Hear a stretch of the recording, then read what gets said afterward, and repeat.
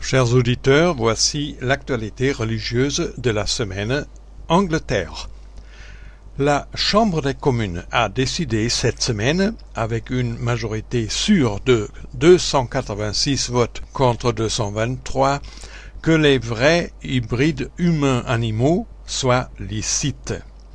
Déjà 2 laboratoires pratiquent ces bioconstructions en Angleterre, l'université de Newcastle et le Collège royal à Londres, et il devenait nécessaire d'encadrer cette activité par un vote du Parlement.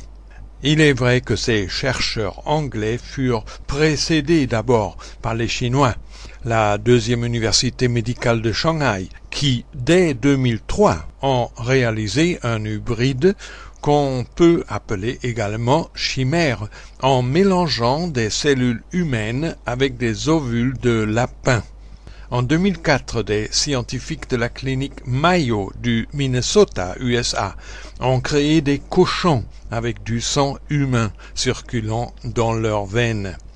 Et en 2005, l'université de Stanford, en Californie, a bien réalisé des souris avec des parties du cerveau humaines.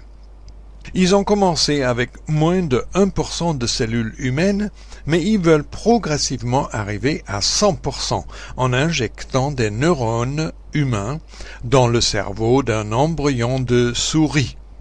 Les essais furent jusqu'à présent, en guillemets, encourageants et permettent d'aller plus loin.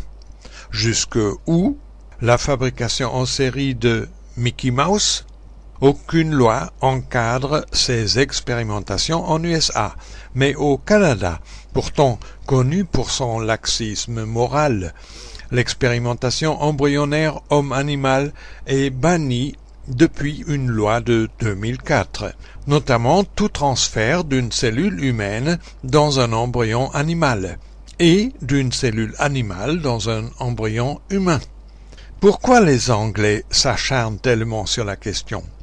Parce que leurs scientifiques prétendent que le plus un animal est humain, le mieux il peut servir de modèle pour tester des médicaments, voire pour cultiver des pièces de rechange, en guillemets, par exemple des foies ou des parties cérébrales à transplanter sur les humains. Cette pratique éviterait d'expérimenter avec des ovules humains, je cite, rares sur le marché. La nouvelle loi anglaise prohibe par contre toute expérimentation au-delà de 15 jours, date à laquelle les embryons composés ou hybrides sont à détruire. Pour combien de temps maintiendra-t-on cette limitation? Quelques députés anglais se sont pourtant levés pour s'opposer courageusement à cette législation hybride. Ainsi, Edward Leigh, député conservateur du Gainsborough, s'écria devant les parlementaires, je cite, « À beaucoup d'égards, nous sommes comme des enfants qui jouent avec des mines prêtes à exploser, sans nous rendre compte des dangers des engins que nous manipulons. » Le député libéral Evan Harris de Oxford rejeta totalement la loi en mettant les députés au défi, je cite encore, « Expliquez-moi la différence éthique entre un embryon qui est à 99% humain, ce qu'on appelle un hybride, et un autre qui est seulement à 50% humain, ce qu'on appelle un composé. » Fin de citation. Car une bonne partie des députés se prononcèrent en faveur des embryons composés, mais contre les embryons hybrides. De toute façon, ce n'est qu'avec horreur et effroi qu'on imagine les suites de l'élevage futur de hybrides humains-animaux. Les scientifiques prétendent vouloir neutraliser par ces chimères les maladies comme Parkinson et d'Alzheimer, en ouvrant la boîte à Pandore et en allant directement contre l'ordre donné par Dieu à l'humanité en Adam et Ève, vous ne toucherez pas à l'arbre de vie.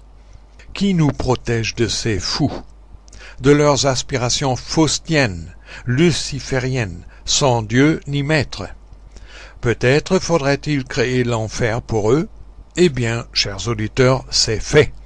Les médias célèbrent cette semaine, l'ONU en tête, que l'humanité est passée à 6,666,666 êtres humains, mais oublie de préciser que c'est la marque de la bête apocalyptique. Parions que par l'avortement et d'autres génocides, l'humanité tentera de défier Dieu en maintenant indéfiniment et artificiellement ce chiffre.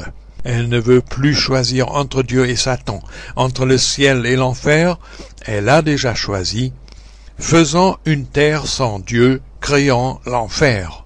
Le dimanche 25 mai après-midi, l'immense procession de la fête Dieu s'est ébranlée avec le Saint-Sacrement par les avenues du centre de Paris, comme l'arche de Dieu au-dessus du déluge. C'était l'actualité religieuse de la semaine sur votre Radio Silence. Au revoir, chers auditeurs, à la semaine prochaine.